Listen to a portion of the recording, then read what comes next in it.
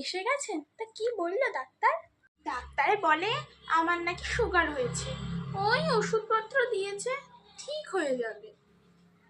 ও, তুমি আর মাথা না নাড়িয়ে আমার জন্য একটু চা করে আনা তো দেখি। আচ্ছা ঠিক আছে। মা, আমাকে একটু চিনি দিন তো। আমি চিনি কোথায় পাবো? এই তো ডাক্তার বলেছে আপনার নাকি সুগার আছে, সেখান থেকেই 2 চামচ দিয়ে দেন না আমাকে। তোমাকে আর চা করতে হবে না, তোমাকে জ্যান্ত মাছের ঝোল করতে বলেছিলাম, সেটা কি করেছো? কি কষ্টে যে আমি জ্যান্ত মাছের ঝোলটা করেছি, কি বলবো আর আপনাকে।